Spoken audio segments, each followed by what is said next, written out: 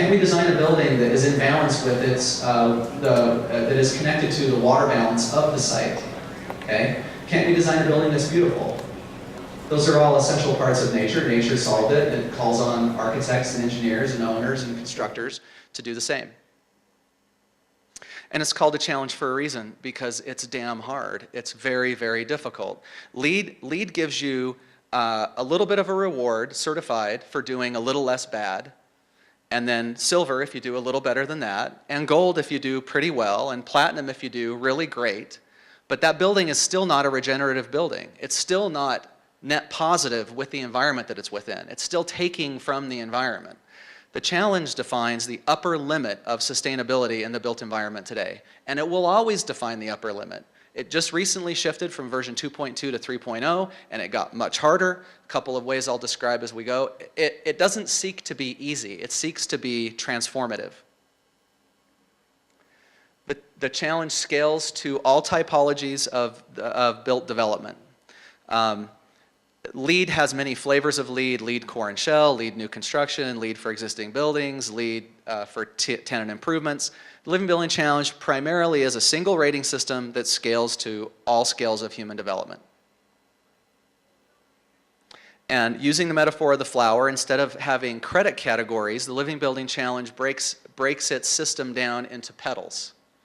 You can see place is, there's some analogies to the site credits in LEED: water, energy, I'll skip health and happiness for a minute, materials. Those are all kind of, you've seen a resemblance to these issues in LEED if you've played with LEED at all, but they're all kind of there. Health and happiness is their term for indoor environmental quality, plus a bunch of other issues. And then two petals that are frankly missing from the LEED rating system, too much from a discussion about sustainability at all. Equity and beauty. Because if we're not creating an equitable future, we're not creating a sustainable future. And so they get into social issues in the rating system. They're not afraid to play into that zone of sustainability. Frankly, the third pillar of sustainability is missing from the LEED rating system. All right, so each of those petals then broken down into imperatives. This is a key difference between the Living Building Challenge and LEED. In LEED, there are prerequisites, a few, and credits, a lot. Credits are optional, prerequisites are not. In the Living Building Challenge, there are only imperatives. That's their word for prerequisites. It's all or nothing. Remember when I said it was a challenge, right? Okay, it's not easy. And so these are each of the imperatives, and we're going to briefly touch on every imperative today just to give you the full spectrum of what the Living Building Challenge is all about. Now, I don't think that this conversation is going to result in, 4 of you coming up to me at the end, or your architect, and saying, let's do a living building tomorrow. Instead, I think what I'd encourage you to look for is an aspect of sustainability that you're not doing, that you're not employing in your business, in your teaching, in your administration, whatever it is, and grab onto that and pull it out, okay? And try to do something more than you're already doing. All right, the Living Building Challenge is also scaled. The reason it can work for all scales of development is it uses the DPZ transect definition for breaking down human development from L1 to L6. So L1 being natural space, the Sierra Crest Trail, for example, or L6, the downtown Manhattan. And each imperative changes, not each imperative, some of the imperatives change slightly depending on which zone you're in. First thing to note, buildings aren't allowed in L1. We don't belong there. We're an urban animal, and we shouldn't urbanize L1. The only buildings that will ever be living certified in L1 are buildings that would be specifically set up as interpretive centers or nature centers associated with dedicated open space. That would be it. L4, our project in Sacramento happens to be in L4. Think of it as 2 to 4 story general urban zone, mixed use, a lot of services around. It's the kind of space that the Sustainable Sites credits in the LEED rating system reward for having, good access to lots of services, transit, that kind of, it's a pretty decent place to develop, frankly. Scale jumping is a key concept in the Living Building Challenge, and it says It takes a village. It's kind of the concept. So you've got 3 examples here. One is about rainwater catchment, the other is about power collection, and the third is about stormwater management. It's not always possible for an individual site to satisfy all criteria of every imperative. So there's a strategy set up for you to share with neighbors, right, at the neighborhood scale, which is immediately abutting properties and within a block or two. It's not a community scale. It's not from Ogden to Salt Lake, and it's not from one side of the freeway in Salt Lake to the other side of the freeway. That's pretty much a defining edge of a neighborhood. It's within a neighborhood you can scale jump on any of these issues. How you manage your stormwater, how you collect rainwater, how you generate your energy. So that's good. But one thing that's critical is one project can't scale jump to another site and then prevent that site from achieving the Living Building Challenge. They have to kind of cohabitate. They have to collaborate with each other depending on the opportunities. So the best example is on the right-hand side. You've got multiple individual dwelling units, townhomes, who are sharing a stormwater management strategy that is also a regenerative design amenity every other day of the year. That's the very definition of restorative design. And probably the most important differentiator between Living Building Challenge and LEED is that it's based on results. Unfortunately, LEED for new construction is based on a lot of promises. Anybody who's worked with an engineer on an energy model knows that there's a lot of assumptions that have to go into an energy model, and it's very difficult to get the human component of that right. And I could talk to you for a whole hour about behavioral aspects of energy consumption, and we should do that sometime. If you want to give me a call, we'll go to lunch. What I want to say is there are lots of LEED Platinum buildings that perform poorly in terms of energy use, unfortunately. There are no LBC buildings that perform poorly in terms of energy use because you don't get certified unless you show 12 months of actual results to get the certification. So there's no sneaking in on a technicality with LBC. It's a proof-based system. All right, so I wonder if this is wireless. I'll walk around a little bit. I'm not used to being caged on a platform like this. All right, so the first pedal is place, and you can see these imperatives there. Let's get into limits to growth for just a minute. The idea here is not that unlike similar LEED information that's out there, and that is there are places that just where human development doesn't belong. And don't worry if you can't read all the text. I'll give you the highlights, okay? We shouldn't be building in wetlands. We shouldn't be building on dunes. We shouldn't be building in prime farmland. It's a more extensive list than you're familiar with in the LEED rating system. So the gray fields we've created now, let's keep those and restore those. Let's not go into new native habitat and continue to develop greenfield sites. That's a limitation. There are no greenfield sites allowed in the Living Building Challenge, without exception. You have to develop on previously disturbed land only. Pretty aggressive rule. The other thing about this particular imperative is that they ask you to do a study to look at the original ecology of the site prior to human habitation. And this is a picture of the area just north of the rail line coming down from the Sierra into Sacramento, a portion of relatively undisturbed, relatively native flora there. And you can see the ground is parched and cracking. There's an interesting rule in LEED. You're asked to just limit your stormwater discharge, period. LBC says, yeah, that's a good ideal, but before we get there, let's ask ourselves, what was the hydrologic cycle of the site before we got there? Oh, that's the cycle you should emulate. So we're in an interesting condition. We're one of the only LBC projects that's allowed to have a connection to a storm sewer because we're on an alluvial plain at the confluence of the American and Sacramento River. And that means every year it flooded. And you'll notice that rail spur is up about 7 feet.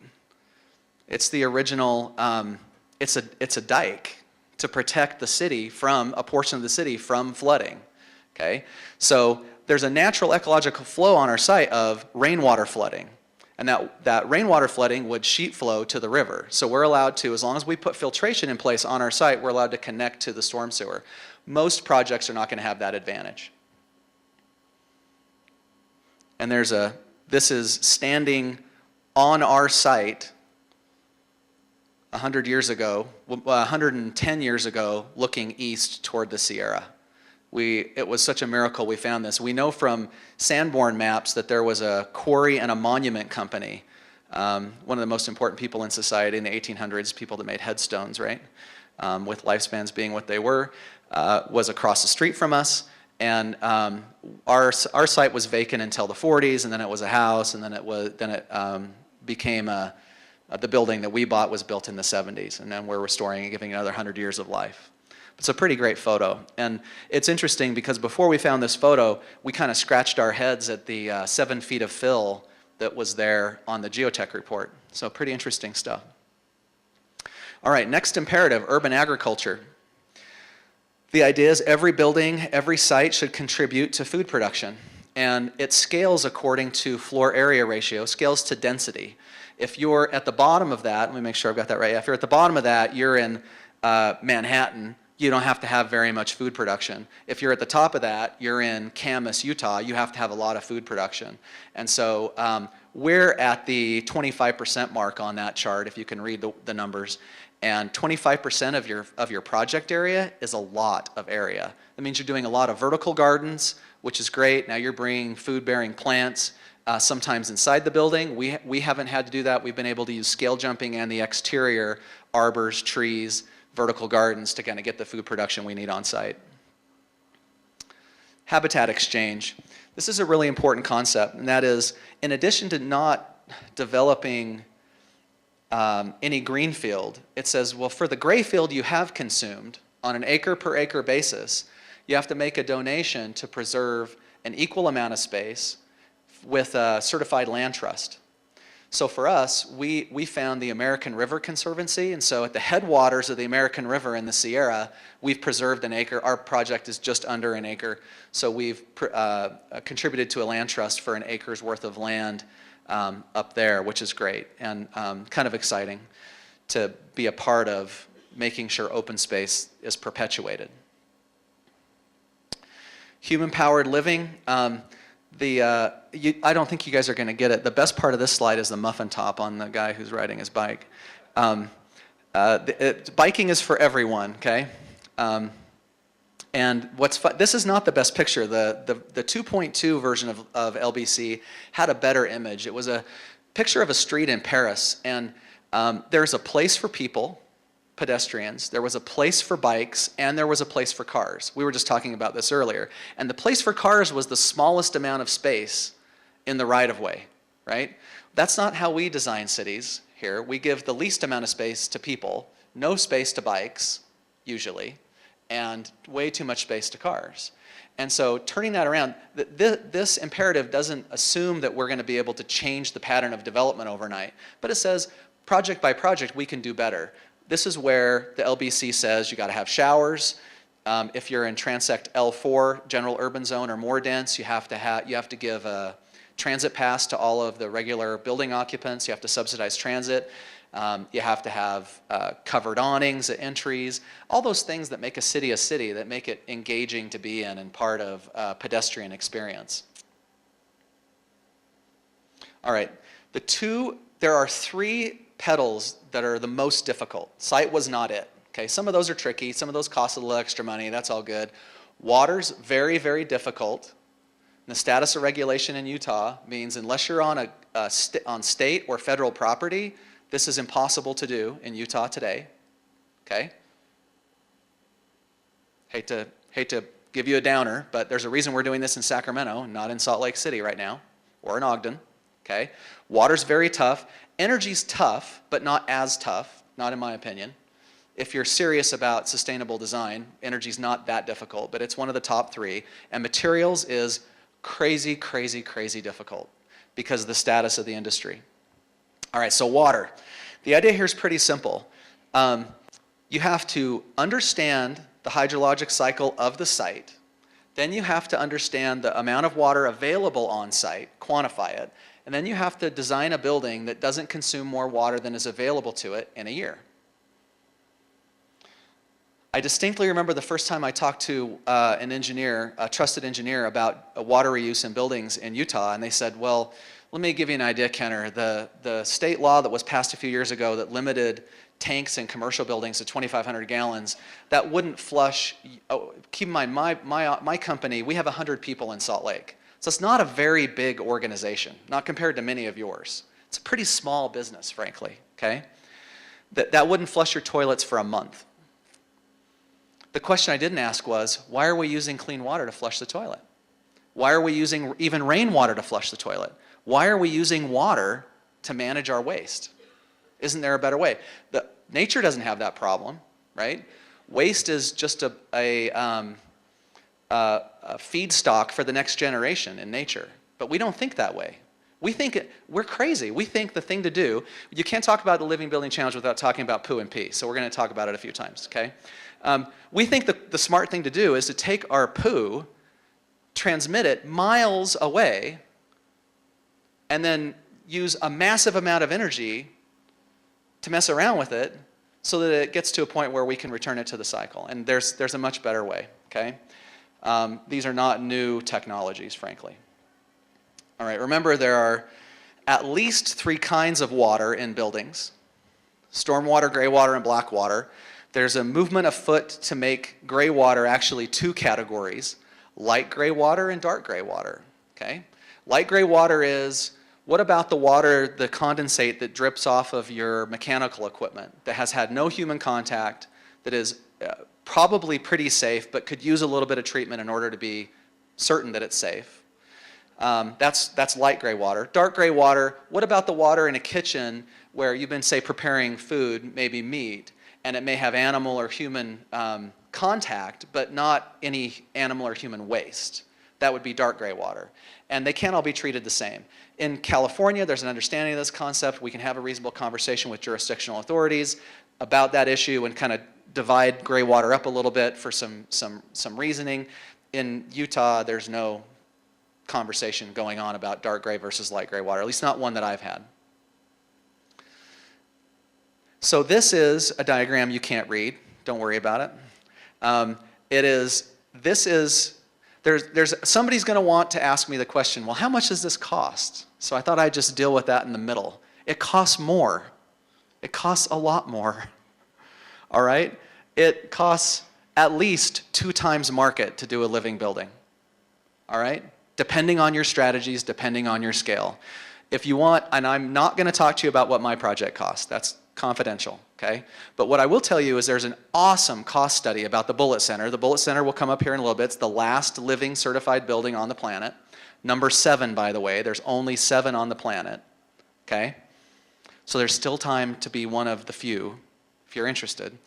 The Bullitt Center has, ULI, Urban Land Institute, produced an amazing study about their cost, and they're about 3x market, okay?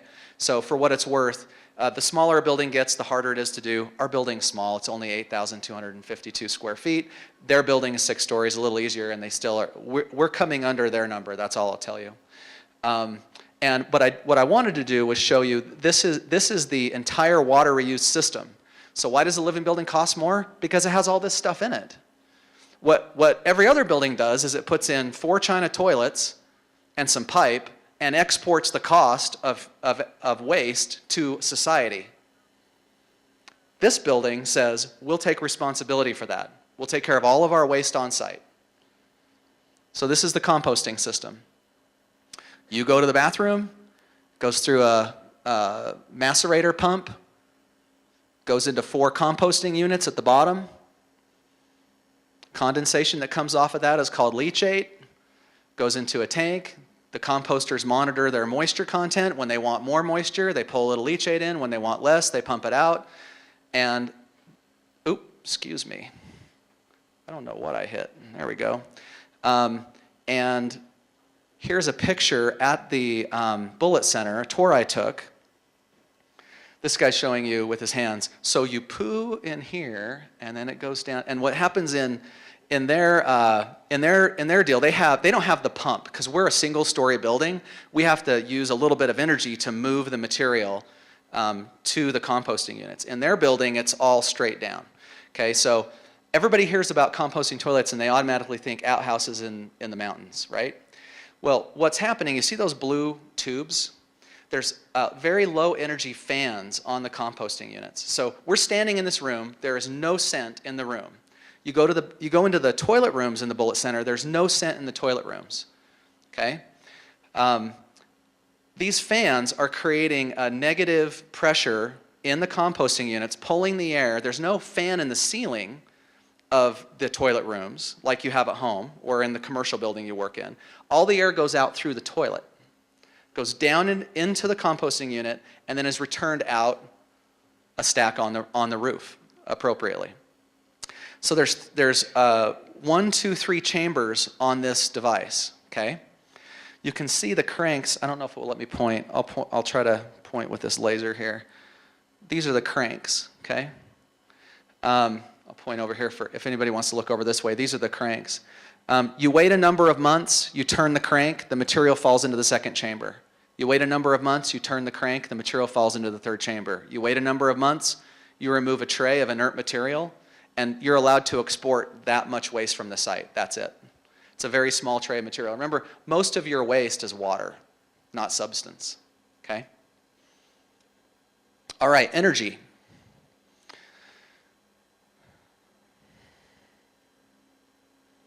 It's a pretty simple concept. You generate all of your energy on the property or an adjacent property using scale jumping if that's necessary. We've been able to achieve all on-site energy. And you have to generate 105% of your annual consumption. Actual, right? Not the predicted consumption from your energy model, but at the end of 12 months of operation, you check to see, did I produce 105% of what I consumed? Great, I've got my bills together. You call the Living Future Institute and say, we're ready for our audit. And unlike LEED, you don't exchange paperwork with an anonymous person who doesn't really work for USGBC, who's a consultant. People from ILFI fly out, they do your review. This is just one of the things they check, the 105% calculation. So how do you do 105% on site? This is a fantastic example. This is the Bullitt Center by Miller Hull. It's in Seattle. We often associate Seattle with not enough sun. We have a much better opportunity to do net zero here in Salt Lake City than they do in Seattle.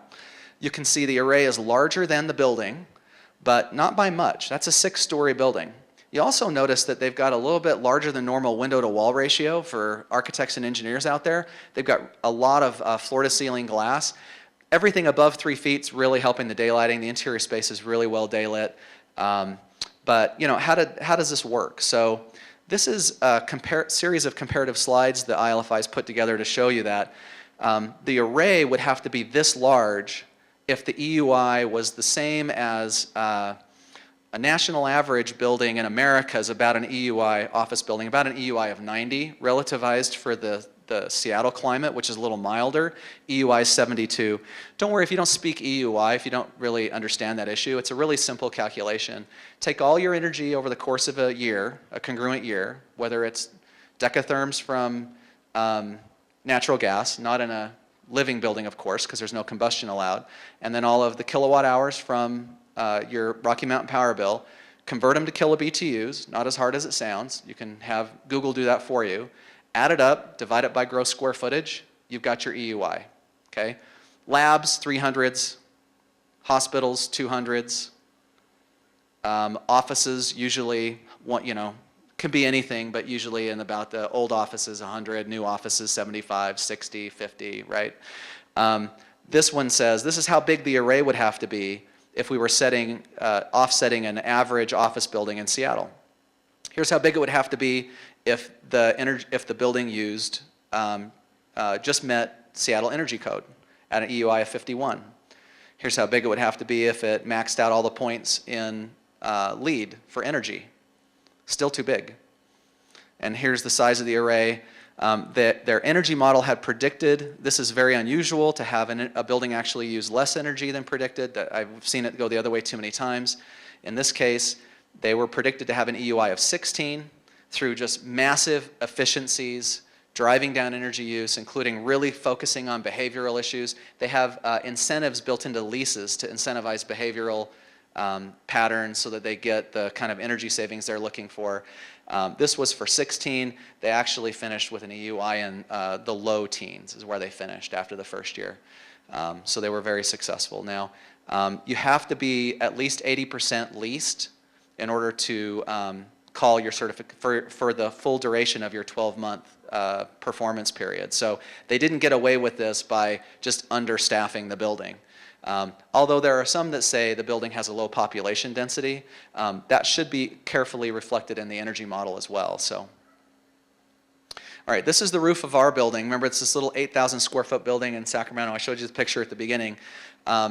We're reusing an existing building. We can't optimize the orientation. We have this wonderful set of very large sycamore trees on the perimeter that are going to cause us some trouble. So we've got a larger than average PV array because our EUI is a little higher than we'd like it to be. So this is at the stage, this is about middle of design development, where we're trying to tune the size of the array. Now, the proportion of the building means we're not going to daylight it from the side. Okay, north is basically up on this. It's a little rotated. So we don't have the best orientation. So we've got to light it from the top. So all those little dots that you see on the roof, those are solar tube skylights. And then the big gray area, that's the PV array. Flat PV array, we don't have the snow shedding issues in Sacramento that we do here. This is a daylight study that shows how the solar tubes are performing. Green is very, very nice daylight. Cyan is great. Heading into blue, darker blue, like in that box, that room at the top, that happens to be a conference room that enjoys multimedia conditions, so it doesn't really want a lot of daylight. That's less amenable. That's below the 15-foot candle boundary. So you can see a key strategy to getting to net positive energy is daylight your building. All right, but what if every morning those beautiful historic sycamores are cutting off your daylighting and shading your PV? Well, it's a problem. Here's the net effect that has. This is a morning view of the daylighting in the building. You can see that how the lighting the electric lighting is going to be on in those zones. Key issue is to zone the lighting accordingly so that you can have as much of the light off as possible. All right, so we asked Hunt to they do work in California. We asked Hunt, a Utah company, to do our PV system for the building. This is a most current analysis we have. This PV syst looks at very carefully the degradation of array in terms of dust and dirt and other soiling accumulation. Also looks at shading. This is how we decided to put optimizers on every panel. Again, we could do an entire hour just on energy and on PV, but that's ultimately how the array has panned out on this building. You can see those purple on that left-hand graph, the purple pieces of the bar, that's the lost generation from shading, right? So our array is about twice as big as we'd like it to be because of all the shading. But even in that scenario, the restorative regenerative thing to do isn't to go talk to the city about removing the trees, it's to find a way to get the array on site. Couple of numbers here from the bottom graph, if you're not seeing it, far right number, the predicted EUI for the building is 36. I actually think in this case it's going to be a little lower because we've overestimated a load. That big, you've got two bars there. On the right-hand side, you've got estimated PV generation, 105%, and on the left-hand side, the end-use breakdown. Better way to look at the end-use breakdown right here.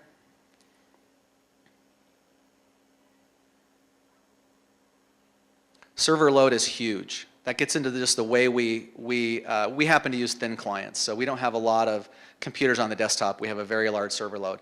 What's interesting too is this is with the building fully occupied. All right, we won't be able to call for a performance period until we get 80% occupied. We'll move in 50% occupied.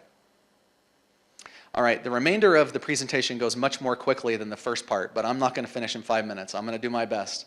Health and happiness, a civilized environment. The idea is pretty straightforward. Give people operable windows, include plant life inside the building, and daylight. This is a civilized environment, not an environment full of cubicles. The workstation walls have to be below 42 inches or it's a no-go. Healthy indoor environment, you have to do actual air quality testing. You don't just get to do a flush out and earn some lead points. You have to test 3 times over the life of the project. Biophilic environment, you have to design with life in mind. Biophilia, if it's a word you haven't heard of, this would be a good one to write down. It's probably a new term for you. This is the idea that humans are innately attracted to life. We've kind of made some interesting choices in the way we think of ourselves. We think of ourselves as apart from nature instead of a part of nature. The more we can change that mentality and think about ourselves and nature as the same thing, I think the quicker we'll get to better solutions. All right, materials. Red list. These are known toxins. Nobody's debating it. These are things we know cause cancer in humans. These things are in building materials. They're ubiquitous in building materials. Architects and engineers, you're specifying every day. Right now, there are people back at your offices enabling toxins to go into occupied environments. Doesn't happen in a living building. They're forbidden. Turns out that list is actually a lot longer because chemists have figured out they can attach a few carbons to an item, not change the way it really functions, and then put a trade name on it, and it makes it very difficult. Everybody here who thinks they've worked on a LEED building and think they've prevented formaldehyde from going into the building, you're wrong. Formaldehyde's in your building. It just went in under a trade name. There's a way around this problem: nutrition labels for building products. Next time you specify a building material, please go to declareproducts.org first. See if you can find a product that's already declared. Don't have time to get into the details, but we'll keep moving. Embodied carbon footprint, you have to do a carbon calculation and offset for your project at the end. We haven't completed this item, so I can't tell you what the cost impact is. All wood on the project has to be FSC certified, and you have to advocate for mining and other mineral extraction services to look for similar kinds of certifications. Living economy sourcing is best summed up with this graphic. I had this graphic made using Salt Lake City. The idea is pretty straightforward. 20% of the building materials on the project by cost have to come from within a very small radius of the project, 50% within the region, and 75% on the continent. And that extra line there in the middle, 2,500 kilometers for consultants, that says, I'm not that smart. I shouldn't be consulting in China. We can talk on the phone and they can do, we don't need to travel between continents and pick up that carbon footprint in order to get these buildings done. It encourages localism, regionalism, etc., not globalism. Net positive waste, if you can't see those numbers, thresholds in LEED are around 75%. Thresholds here are all above 90. Again, the concept of waste is a human concept. It doesn't exist in nature, so we have to eliminate it. All right, last couple are pretty quick. The equity pedal. Again, this is not present in the LEED rating system. This is the best way to describe this particular credit. Or this particular imperative. We want to encourage places that look like the center picture, not the left-hand or right-hand side. And so this series of rules, this very complicated table, for projects that are operating at the neighborhood scale, it encourages the center kind of development, not the right or left kind of development. Universal access to nature and place. This is one of the places where combustion is forbidden.